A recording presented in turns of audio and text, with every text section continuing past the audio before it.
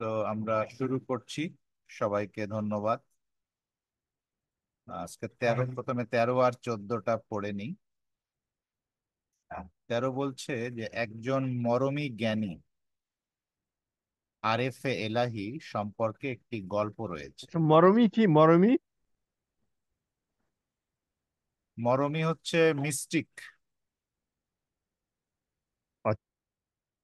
Mystic নোয়ার বলছে মরমী জ্ঞানী। Mystic এই যে যারা আধ্যাত্মিক রহস্যপূর্ণ জ্ঞান রাখেন বা জ্ঞানের চর্চা করে তাদেরকে বলে। যেমন ধরেন এই যে বাংলাদেশের লালন ফকির, হাসন রাজা, মানে বাউলরা, এদেরকেও মিস্টিক নোয়ার বলা চলে। তারপরে যারা সুফি তাদেরকে মিস্টিক নোয়ার বা মরমী জ্ঞানী, বাংলায় মরমী জ্ঞানী বলা হয়। তো বাহুল্লাহ বলছেন যে একজন মরমী জ্ঞানী বা আরেফে এলাহি সম্পর্কে একটি গল্প রয়েছে। একবার তিনি একজন পণ্ডিত ব্যাকরণবিদকে সঙ্গে নিয়ে তার এক অনুচরের উদ্দেশ্যে যাত্রা করেছিলেন। তারা এক বিশাল সমুদ্র তটে এসে পৌঁছল। জ্ঞানী ব্যক্তিটি ঈশ্বরের উপর আস্থা রেখে নিজেকে সরাসরি ঢেউয়ের মধ্যে ফেলে দিল, কিন্তু ব্যাকরণবিদ বিস্মিত হয়ে দাঁড়িয়ে রইল এবং জলের উপর লেখা শব্দের মতো ভাবনার অতলে তলিয়ে গেল। মরমী ব্যক্তিটি তাকে ডেকে বললেন, আপনি কেন আমাকে অনুসরণ করছেন না? ব্যাকরণবিদ উত্তর দিলেন, হে ভ্রাতা, আমি কি করতে পারি? আমি যেহেতু অগ্রসর হওয়ার সাহস পাইনি, তাই আমাকে আবার ফিরে যেতে হবে। তখন মরমী ব্যক্তিটি চিৎকার করে বললেন, তুমি সিবা ভাইয়ে এবং কাউলা ভাইয়ে হতে যা জেনেছো, ইবনে ই হাজিব এবং ইবনে ই মালিকের কাছ থেকে যা শিখেছো, সেসব ছুঁড়ে ফেলে দাও এবং জলকে অতিক্রম করো। ব্যক্তিকে সশস্ত্র হতে হবে ত্যাগের দ্বারা, ব্যাকরণের নিয়ম দ্বারা নয়। প্রথমে শূন্য হও, অতঃপর নিরাপদে পাড়ি দাও এই সমুদ্র হয়ে নির্ভয়।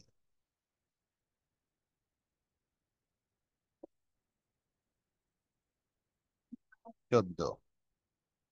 অনুরূপভাবে তিনি আরো বলেছেন, আর তোমরা তাদের মতো হয়েও না যারা আল্লাহকে বিস্মৃত হয়েছে, ফলে আল্লাহ তাদের নিজেদেরকে আত্মবিস্মৃত করেছেন।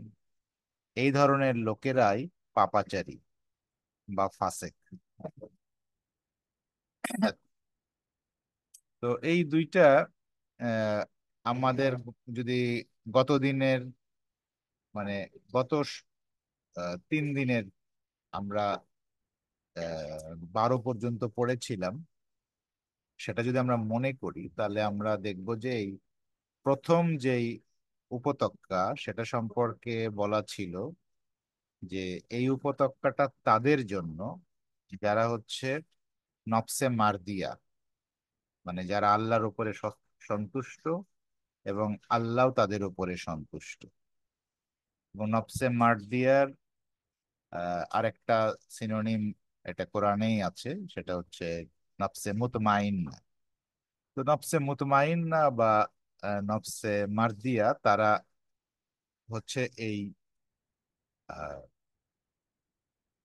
উপত্যকাতে আসবে, এবং তারা যখন এই উপত্যকাতে আসবে তারা এই উপত্যকা থেকে আসলে আহ, ঈশ্বরের সান্নিধ্য লাভ করবে। মানে তখন তারা আহ, মানে তাদের মধ্যে ঈশ্বর, মানে তারা ঈশ্বরে ফানা হয়ে যাবে, ঈশ্বর তাদের মধ্যে আহ,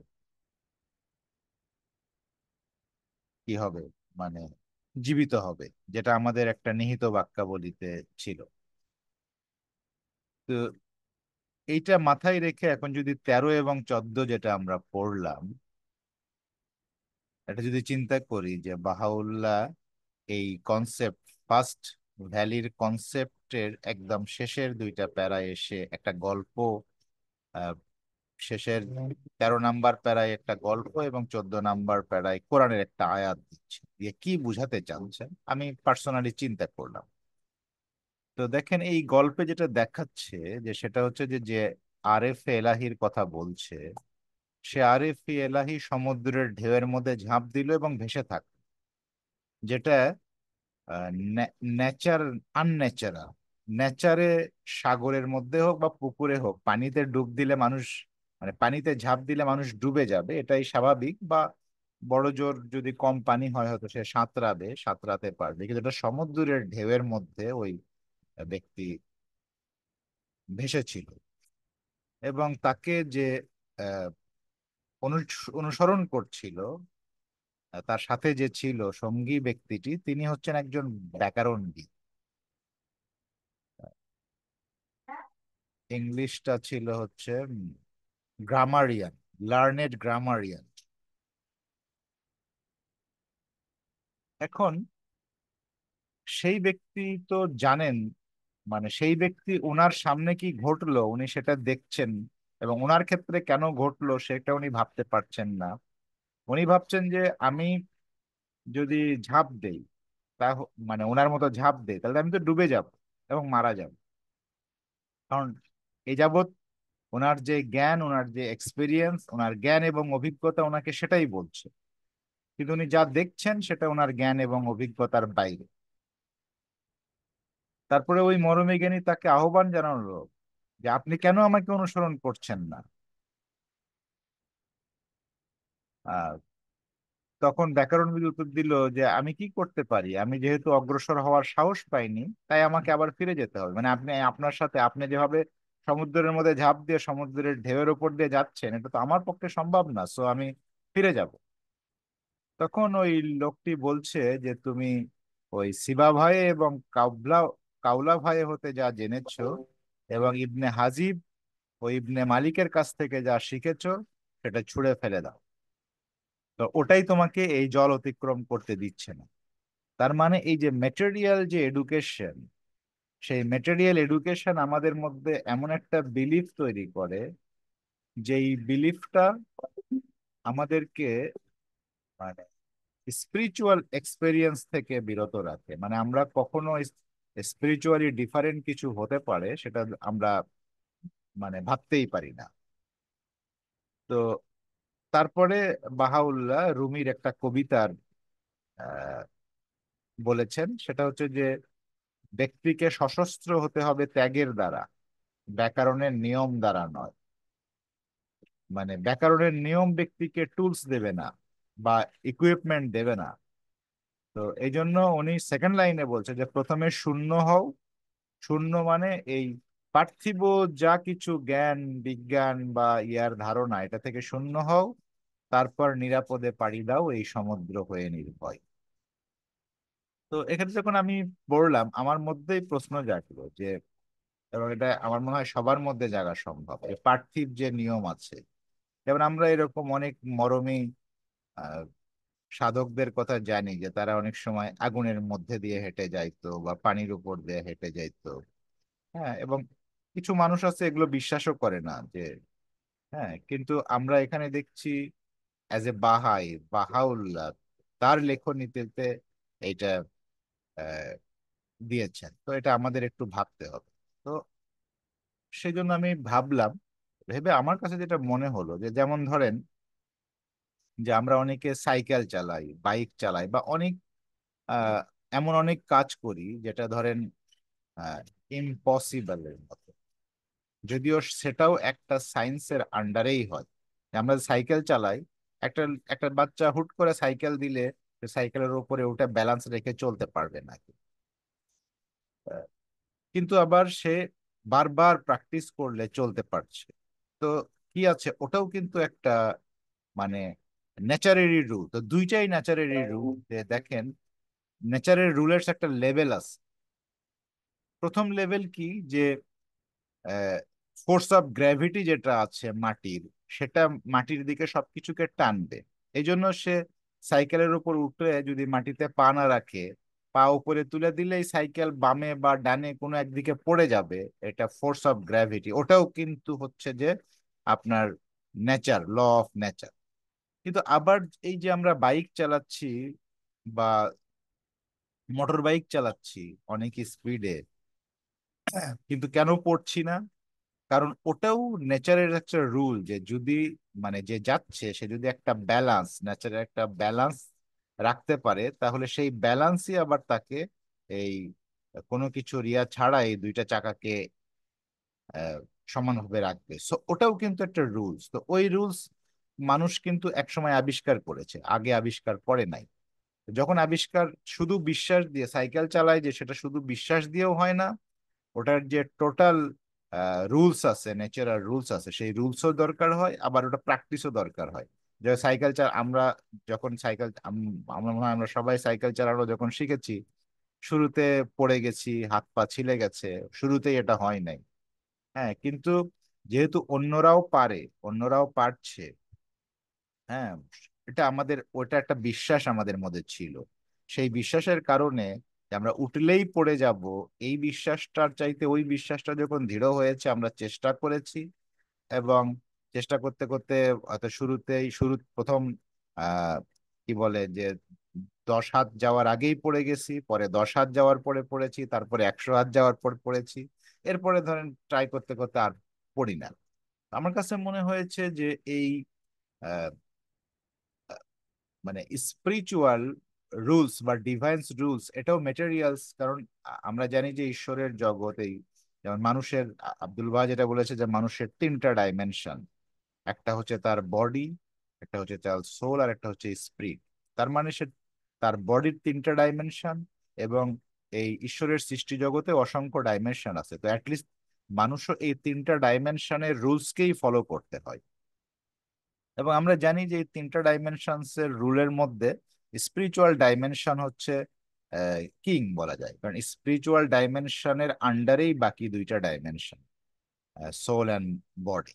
সো বডি হচ্ছে এই ফিজিক্যাল ওয়ার্ল্ডের রুলস মেনে চলে।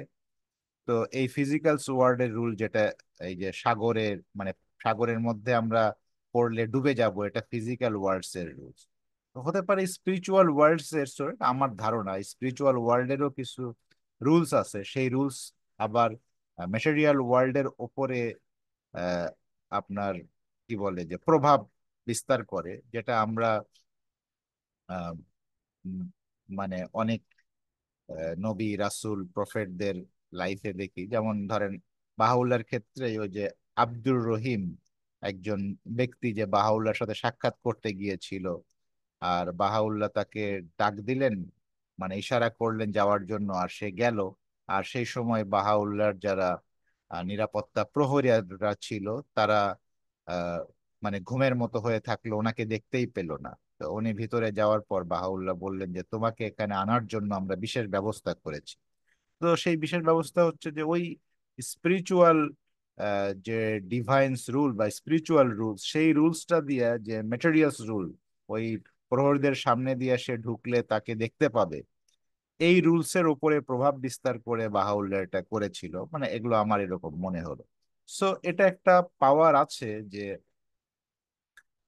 মানুষ যদি সেই ঠিক যেভাবে মেটেরিয়ালি আমরা বিভিন্ন জিনিস প্র্যাকটিস করে সেটা আমরা করতে পারি, যেমন গাড়ি ড্রাইভ করা বা প্লেন চালানো, এগুলো কিন্তু মেটেরিয়াল ওয়ার্ল্ডেও অনেক রকমের, মানে বড় সব লোক পারে না বড় রকমের কাজ। বা ডাক্তাররা অপারেশন করেন, আমরা জানি এরকম নানান কাজ আছে। বা কম্পিউটার প্রোগ্রামাররা কম্পিউটার প্রোগ্রাম যে তৈরি করে, বা এই যে অ্যাপস, যেটা যে অ্যাপস এর মাধ্যমে দেখেন আমরা দুইজন বাংলাদেশে, নাসির ভাই আমেরিকাতে, আমরা এখন একসাথে ক্লাস করতেছি, এগুলোর মিরাকলের মতো লাগে। কিন্তু বাট এটা এই ম্যাটেরিয়াল ওয়ার্ল্ডের যেই রুলস, ন্যাচারাল রুলস, সেই রুলসকেই কিন্তু মানুষ জেনে এটা করেছে। তেমনি স্পিরিচুয়াল রুলস জানলে আরো অনেক কিছু করা পসিবল। তো আমার কাছে এই জিনিসগুলো মনে হলো, এবং সেই জন্যই আহ, এই এই ভ্যালিতে, মানে এটা শেষ বাহাউল এটা দিয়ে শেষ করতেছে যে যদি আমরা এই ম্যাটেরিয়াল ওয়ার্ল্ড থেকে ডিটাচ হই, এবং এটা একটা কমন রুল আমার মনে হয় যে ইতিমধ্যে আমরা জেনে গেছি, সেটা হচ্ছে যে যদি আমরা মেটেরিয়াল রুলসের ওপরে বা এই ফিজিক্যাল ওয়ার্ল্ডের, ফিজিক্যাল ন্যাচারাল ওয়ার্ল্ডের ওপরে যদি ডমিনেট করতে চাই আমরা, ওই স্পিরিচুয়াল ওয়ার্ল্ড দিয়ে, তাহলে সেটার প্রথম সূত্র আমরা মোট মানে কনফার্ম জেনে গেছি, সেটা হচ্ছে যে এই ম্যাটেরিয়াল ওয়ার্ল্ড থেকে আমাদেরকে নিরাসক্ত হতে হবে। ওই জন্য যে প্রথমে শূন্য হও, মানে যতক্ষণ আমাদের এই ম্যাটেরিয়াল ওয়ার্ল্ডের প্রতি আসক্তি থাকবে ততক্ষণ ওইটার চর্চাই মানে পসিবল না। ঠিক অনেকটা যেরকম আমি সাইকেল চালানোর উদাহরণ দিচ্ছিলাম, যে একটা ব্যক্তি কখনোই সাইকেল চালানো শিখতে পারবে না যদি সে ওই মাটি থেকে পা সাইকেলের উপরে না তোলে, পেডেলের উপরে না তোলে। সে যদি মনে করে না না আমি মাটি ছাড়বো না, ছাড়লেই তো আমি পড়ে যাব, তো তাহলে সে মাটি ধরে থাকবে, কোনোদিনই তার আর সাইকেল চালানো হবে না। তো ওই রকমই আমার কাছে মনে হলো যে এই যদি আমরা মনে করি যে না এই ম্যাটেরিয়াল বস্তু আমরা ছাড়বো না, হ্যাঁ মানে এই যে আল্লাহর উপরে নির্ভরশীলতা, হ্যাঁ যেটা হচ্ছে 14 নম্বরে বলছে যে আর তোমরা তাদের মতো হয়ে না যারা আল্লাহকে বিস্মৃত হয়েছে, ফলে আল্লাহ তাদের নিজেদেরকে আত্মবিস্মৃত করেছে। আমার কাছে এইটার এইটার মিনিংটা, কোরআনের এই আয়াতের মিনিংটা এরকম মনে হয় যে এই যে আল্লাহকে বিস্মৃত হওয়া মানে যে আল্লাহ যে আমার জন্য যথেষ্ট, ওই যে নাফসে মার্দিয়া কি, যে সে আল্লাহর উপরে সন্তুষ্ট, আল্লাহ তার উপরে সন্তুষ্ট, সে আল্লাহর উপরে বিশ্বাস করে, আল্লাহ তার উপরে বিশ্বাস করে। তো অনেক সময় আমাদের বিশ্বাসটা আল্লাহর উপরে থাকে না। ধরেন আমাদের আহ, মনে হয় যে আমাদের ধন সম্পদের উপর একটা বিশ্বাস থাকে, যে পৃথিবীতে যদি আমার ধন সম্পদ না থাকে আমি ভালো থাকতে পারবো না, আমি অসুস্থ হয়ে যেতে পারি, আমার টাকা পয়সা না থাকলে চিকিৎসা হবে না। এই ধরনের জিনিসগুলো অনেক সময় এটাই এক ধরনের আল্লাহকে বিস্মৃত হওয়া। কিন্তু এটা রাতারাতিও সম্ভব না। আবার ওই সাইকেল চালানোর যে হুট করে যদি একজন তোলে আর পড়ে পড়ে যাওয়ার সময়ও সে পা না নামায়, কারণ আমরা সাইকেল চালানোর সময় যেই পড়ে যেতে লাগে আবার একটু পা নামাই, তারপরে আবার তুলি, তারপরে আবার পা নামাই। হ্যাঁ, এক এক মানে এটা ট্রাই করতে করতে এক সময় আর পা নামানো লাগে না। সো তেমনি মেটেরিয়াল ওয়ার্ল্ড থেকে ডিটাচ হওয়াটাও এটা হুট করে যে আমার ধন সম্পদ আছে, আমি এই মুহূর্তে সিদ্ধান্ত নিলাম আর আমি সব দিয়ে দিলাম, তাহলে আবার ওই যে একবারে পড়ে গেলাম আর সাইকেল চালানো হলো না। কিন্তু একটু একটু করে, ঠিক সাইকেল চালানোর জন্য আমরা একটু একটু করে পা তুলি, তেমনি আবার আমাদের একটু একটু করে ওই ধীরে ধীরে ডিটাচ হতে হবে। যখন আমরা কমপ্লিট ডিটাচমেন্ট হতে পারবো, তখন আমরা নাফসে মার্দিয়া হতে পারবো, তখন আমরা এই ফার্স্ট ভ্যালিতে যেতে পারবো, ঈশ্বরকে দর্শন করতে পারবো, আর তখন আমরা স্পিরিচুয়াল রুলস কে রপ্ত করার মাধ্যমে, স্পিরিচুয়ালস রুল দ্বারা ম্যাটেরিয়ালস যে রুলস আছে, ন্যাচারাল রুলস আছে, সেটাকে ডমিনেট করতে পারবো। এই দুইটা প্যারা পড়ার পরে আমার এই ধরনের অনুভূতি হয়েছিল, আমি আপনাদের সাথে শেয়ার করলাম এবং আপনাদের অনুভূতি শুনে।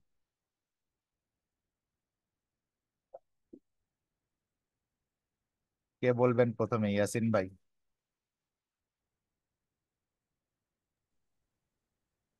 বেশ, রহিম সার্ভার, একটা জটিল সমস্যা আমার ছিল, যেটা আজকের আপনার কথাতে আমি এই সমস্যার সমাধান পাচ্ছি।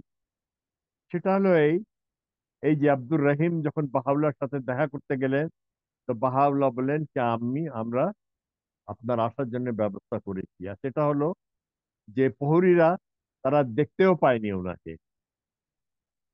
এই যে প্রহরীরা দেখতে পায়নি, এই যে স্পিরিচুয়াল অ্যারেঞ্জমেন্ট করেছেন বাহাউল্লাহ, এই যে কথাটা বলেছেন আপনি, এই কথা থেকে আমার একটা জটিল সমস্যা ছিল যে যখন বাপকে শহীদ করা হলো, তখন কিভাবে ফার্স্ট টাইম ওনাকে গুলি লাগে নাই।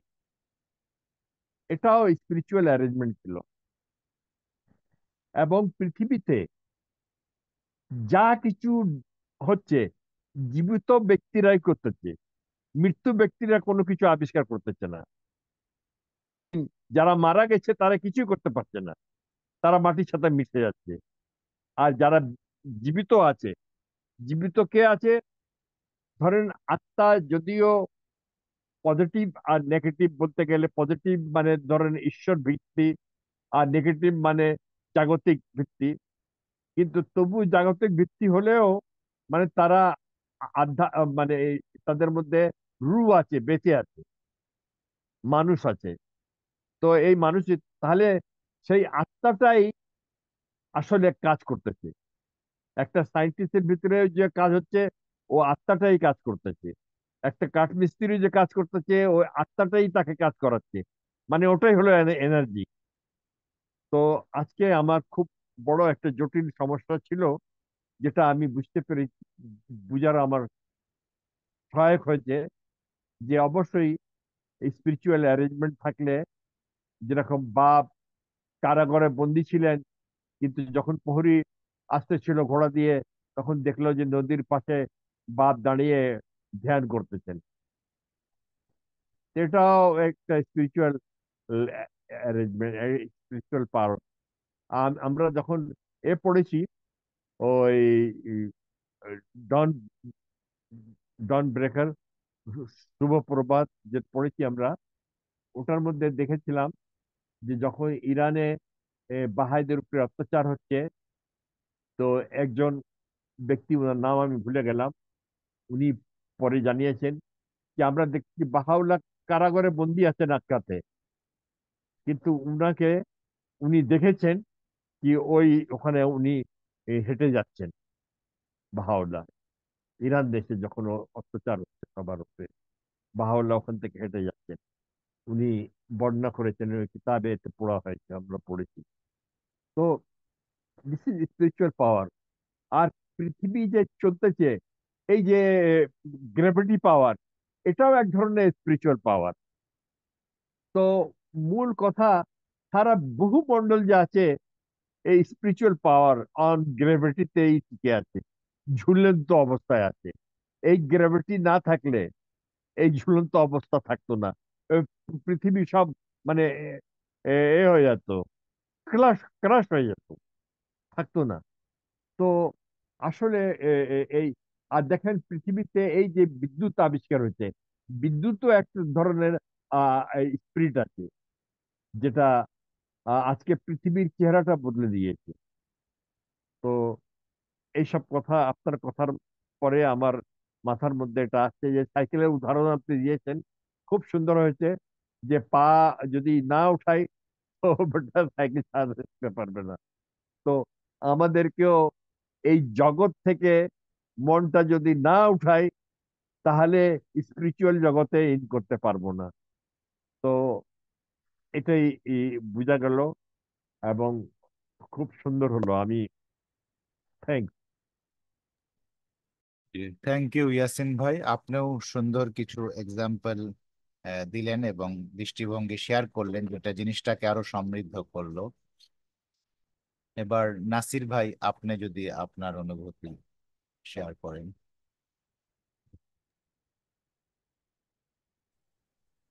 ঠিক আছে। আমার কথা শোনা যাচ্ছে? হ্যাঁ, শোনা যাচ্ছে। আচ্ছা। আহ, এখানে তো মানে ঠিক আছে, বিজ্ঞানসম্মত এগুলি কথা বলেছেন আপনারা। তো এখানে যে বলতেছেন আধ্যাত্মিকতা থাকে, এই যেমন উদাহরণ আসলো বাবের। তো এখানে তো বিজ্ঞানের তো অনেক মিরাকেলও হচ্ছে, উন্নত, অনেক উন্নত হয়ে গেছে বিজ্ঞান।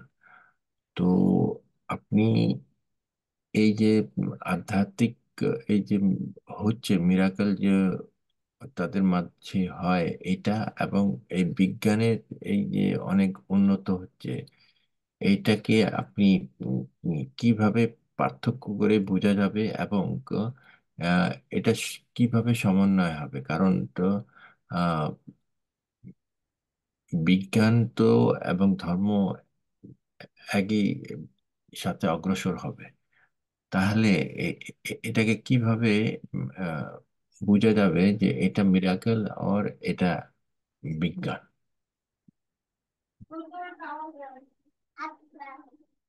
আচ্ছা,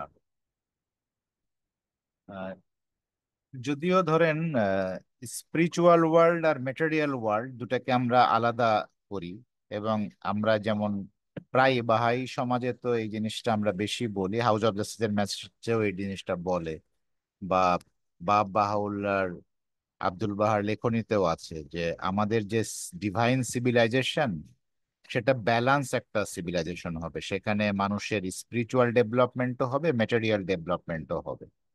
তো এটা ফার্স্ট যখন আমরা এই ধরনের শব্দ পড়ি, তখন ওই যে লেভেল অফ আন্ডারস্ট্যান্ডিং, যেটা রুহি বুকে বলা হয়, ফার্স্ট লেভেল অফ আন্ডারস্ট্যান্ডিং থেকে যেটা ইমিডিয়েট মিনিং আসে, সেকেন্ড লেভেল অফ আন্ডারস্ট্যান্ডিং যেটা আমরা কাজ করে এক্সপিরিয়েন্স থেকে পাই।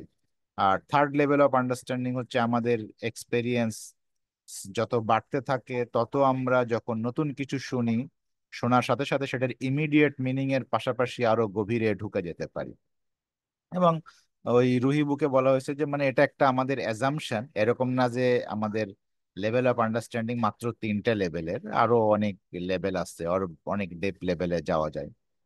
তো সেটা আমি এই জন্য বললাম যে এই যে ইমিডিয়েট মিনিং এ মনে হয় যে স্পিরিচুয়াল ওয়ার্ল্ড আর ম্যাটেরিয়াল ওয়ার্ল্ড দুইটা আলাদা, কিন্তু ইয়াসিন ভাই খুব সুন্দর একটা কথা বলেছে যে যে বিজ্ঞানের যে পাওয়ার, মানে ফোর্স অফ গ্র্যাভিটি, এবং এটাও হচ্ছে স্পিরিচুয়াল পাওয়ার। তার মানে এই স্পিরিচুয়াল, যদিও আমি দুইটা জিনিসকে আলাদা করছি, আলাদা মানে কিভাবে করা হয়, যেমন হয় না যে ধরেন একটাই জমি ছিল আহ বাবার, পরে ধরেন দুই ভাই জমিটাকে ভাগ করে নিল, যে এই অংশ আমার এই অংশ তোমার, মাঝখানে একটা আল দিল, তখন ওটা একটা জমি দুই জমি হয়ে গেল, কিন্তু আদতে ওটা একটা জমি। তো এরকম আপনি যদি দেখেন যে এই যে এই পৃথিবীতে খন্ড খন্ড, এই পৃথিবী একটাই দেশ, কিন্তু আমরা এই দেশকে সীমানা করে এটা আমেরিকা, এটা কানাডা, এটা ইউরোপ, এটা এশিয়া, এটা আফ্রিকা, এভাবে আমরা ভাগ করেছি, বাট আসলে তো একটাই পৃথিবী। তো সেরকম যদি এই ঈশ্বরের সৃষ্টি, সমস্ত সৃষ্টি জগৎকে আমরা ভাগ করেও চিন্তা করতে পারি, আবার একভাবেও চিন্তা করতে পারি। সো ইয়াসিন ভাইয়ের কথা সুন্দর লেগেছে যে হ্যাঁ, সবই আসলে স্পিরিচুয়াল। এবং এইটা ইয়াসিন ভাই যে কথাটা বলেছে এটার সমর্থনে আব্দুল বাহার একটা কথা, এটা আমি পড়েছিলাম ওই যে বাংলাতে একটা বই পড়েছিলাম, আহ প্রিয় মাস্টার, সম্ভবত এটার ইংলিশও আছে, মাহানাজ আফশিনের লেখা বইটা। স- ও স- আহ, সম্ভবত উনি বোধহয় বি আফশিন সাহেবের ওয়াইফ মেবি। ইয়াসিন ভাই কি জানেন ওই ওনার সম্পর্কে? হ্যাঁ, ওনার ওয়াইফ। আচ্ছা, হ্যাঁ, তো ওনার লেখা একটা বই ছিল, আহ, বোধহয় ইংলিশ নাম বিলাভেড মাস্টার, বাংলায় প্রিয় মাস্টার ছিল। তো ওটার মধ্যে আব্দুল বাহার একটা গল্প আমি পড়েছিলাম, যে উনি যখন আমেরিকায় গিয়েছিলেন, নিশ্চয় ওটা প্রমালগেশন অফ ইউনিভার্সাল পিস থেকে হয়তো উনি কোট কোট করেছিলেন, বা অন্য কোনো ঘটনা থেকে, অবশ্য প্রমালগেশন অফ ইউনিভার্সাল পিসের মধ্যে আমরা তো পুরা পড়েছিলাম পাইনি, এনিওয়ে ওটার বাইরেও তো আমেরিকান ভ্রমণের অনেক কাহিনী থাকতে পারে, উনি কোথাও থেকে কালেকশন করেছেন, নোটও দিয়েছিলেন। তো ওটাতে কাহিনীটা এরকম ছিল যে আব্দুল বাহা আমেরিকাতে এক ওই কি বলে আর্কিওলজিক্যাল মিউজিয়াম দেখতে গেলেন, যেখানে মানে হিস্ট্রি, ইভেন ওই ডাইনোসরের ফসিল গুলো যে পাওয়া গেছে সেগুলোও রাখা হয়েছে, মানে পৃথিবীর একদম ইতিহাসের প্রাচীন জায়গা থেকে ধীরে ধীরে কিভাবে সভ্যতার বিবর্তন হয়েছে, ওইভাবে ওই আর্কিওলজিক্যাল মিউজিয়ামটা ছিল। তো আব্দুল বাহাব কে আমেরিকার একজন বন্ধু তাকে সাথে নিয়ে দেখাচ্ছিলেন। তো আহ আব্দুল বাহাও খুব প্রথম দিকে খুব উৎসাহের সাথে দেখছিলেন। তো অর্ধেক মতো দেখা শেষ হয়েছে, তো তখন আব্দুল বাহা বলল যে চলেন আমরা ব্যাক করি। তো তখন আহ, ওই বাহাই, উনি নিজেও খুব উৎসাহী ছিলেন যে আব্দুল বাহাকে পুরাটা দেখাবেন, আর আব্দুল বাহা মাঝে মাঝে কমেন্ট করছে, শুনতে ভালো লাগছে। তো উনি বলল যে আমরা মাত্র অর্ধেক দেখেছি, আরো অর্ধেক কিন্তু বাকি আছে। তো আব্দুল বাহা বললেন যে আর দেখার দরকার নাই, আমি এই বস্তুগত জিনিস দেখতে দেখতে ক্লান্ত, আমি এখন আধ্যাত্মিক কিছু দেখতে চাই। তো উনি ফিরলেন। ফেরার পথে আব্দুল বাহাকে জিজ্ঞেস করলেন যে আহ, এই যে আপনি আধ্যাত্মিকতার কথা বলছেন, কিন্তু এই বস্তু জগতের এটাও তো আপনি অর্ধেক দেখলেন না, অর্ধেক তো দেখতে পারতেন আপনি, আর এটা তো একটা বিশাল গবেষণা। আহ, তো আব্দুল বাহা বলল যে দেখো, আধ্যাত্মিক জগৎ আর এই বস্তু জগৎ দুটা হচ্ছে একটা দোতলা বাড়ির মতো, এর নিচতলাটা হচ্ছে বস্তু জগৎ, আর দোতলাটা হচ্ছে আধ্যাত্মিক জগৎ। তো ধরো তুমি যদি একটা দোতলা বাড়িতে বসবাস করো, আর যদি তুমি দোতলায় অবস্থান করো, তাহলে যখন তোমার প্রয়োজন তুমি কিন্তু নিচের তলায় নেমে আসতে পারবা। আর যদি তোমার দোতলার আহ, দরজাটা লক থাকে আর সব সময় তুমি একতলাতেই থাকো, তো ওই লক না খোলা পর্যন্ত কিন্তু তুমি কখনো মানে দোতলায় উঠতে পারবা না। অথবা যদি তোমার একটা একতলা বাড়ি থাকে, বাড়িটাই একতলা, তাহলে তুমি তো একতলাতেই থাকবা সারা জীবন, দোতলাতে কখনো উঠতেই পারবা না। সো যদি তুমি স্পিরিচুয়াল ওয়ার্ল্ডকে লাভ করো, তাহলে তুমি কখনোই ম্যাটেরিয়াল ওয়ার্ল্ড হারাবে না। কেননা তোমার দোতলা বাড়ি আছে মানে তোমার নিচতলাও আছে। যার এই পৃথিবীতে যার দোতলা, এটা আমি আমার এখন অনুভূতি বলছি, উনি এইটুকু বলে শেষ করছে। তো আমার অনুভূতি হচ্ছে যে এই পৃথিবীতে যার দোতলা বাড়ি আছে, তো তার নিচতলাও আছে। আর যার শুধু নিচতলা আছে তার তো দোতলাটা নাই। তো যারা আহ আধ্যাত্মিক জগৎকে লাভ করেছে, সে আসলে বস্তু জগৎকে হারাই নাই।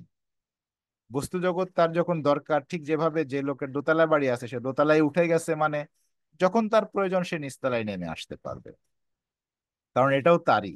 যে ব্যক্তি আধ্যাত্মিকতা মানে আধ্যাত্মিক জগৎকে লাভ করেছে, তার সে যখন বস্তু জগতের প্রয়োজন সে পাবে, মানে এটা থেকে মানে ওটা তো তার আছেই। কিন্তু যার শুধু বস্তু জগৎ আছে, যার আধ্যাত্মিক জগতে নেই একতলা বাড়ি, সে তো দোতলায় ওঠার স্বাদ পাবে না কখনো। হ্যাঁ, সো এটা, তো আমরা অনেক সময় আমরা মনে করি যে যদি আমরা আধ্যাত্মিক আহ, মানে এই যে নিরাসক্ত হয়ে যদি আধ্যাত্মিক জগৎ লাভ করি তাহলে তো আমরা দুনিয়াটা হারাইয়া ফেলবো। এই জন্য অনেকে আবার, স্পেশালি যে আমাদের সমাজে আমরা দেখি না যে মানুষ কখন ধর্মকর্ম শুরু করে, যে একেবারে যখন বয়স শেষ, মানে মোটামুটি তার সমবয়সী আত্মীয় স্বজন বন্ধু বান্ধবরা মৃত্যুবরণ করা শুরু করেছে, তখন মনে করে ও আমাকেও মরতে হবে, তাহলে এবার এবার আমি আধ্যাত্মিক হই। আর তার আগে পর্যন্ত কেন করে না, মনে করে যে সময় তো আছেই। বা ইয়াংরা বলে, ইয়াং বা যুবক হলে আর সময় অনেক আছে, মানে মনে করে যে আমি যদি আধ্যাত্মিক হয়ে যাই তাহলে তো এই জগতিক জিনিসগুলো আমি হারাই ফেলবো। সো জগতিক জিনিসগুলো আগে ভোগ করে নিই, আর যখন জগতিক হারায় ফেলবো তখন তো আর এটা পাবো না। কিন্তু আব্দুল বাহারের উদাহরণ থেকে আমার কাছে মনে হয়েছে যে আমরা যদি মানে বস্তু জগতের প্রতি নিরাসক্ত হয়ে আধ্যাত্মিক জগৎ লাভ করি, তাহলে আমরা বস্তু জগৎ হারাই না। প্রয়োজন হলে আমি বস্তু জগতের যা প্রয়োজন হবে আমি নিতে পারবো। কিন্তু যদি আমি এই বস্তু জগতের মোহ না ছাড়ি তাহলে আমি কোনোদিন আধ্যাত্মিক জগৎ তে উঠতে পারবো না। মানে আমি যদি একতলার মোহ না ছাড়ি তাহলে দোতলায় আমি কোনোদিন উঠতেই পারবো না। দোতলায় উঠলে আমার প্রয়োজন হলে যে কোনো সময় আমি আবার একতলা মানে নিচের তলায় নেমে আসতে পারবো। সো এটাই, জাস্ট আপনার প্রশ্নের উত্তরে আমার এটাই মনে আসলো। আমি জানি না আপনার প্রশ্নের উত্তর হলো কিনা, নাসির ভাই।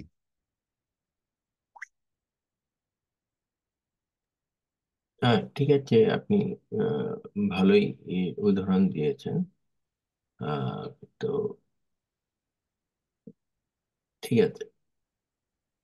ওকে, তো আমাদের 9টা বেজে গেল আজকে, তাহলে আমরা আর নতুন প্যারায় যাচ্ছি না। আর নতুন ওটা নতুন উপত্যকাও আছে, দ্বিতীয় উপত্যকা, আমরা তাহলে নেক্সট দিনে দ্বিতীয় উপত্যকা শুরু করব। ঠিক আছে, তবে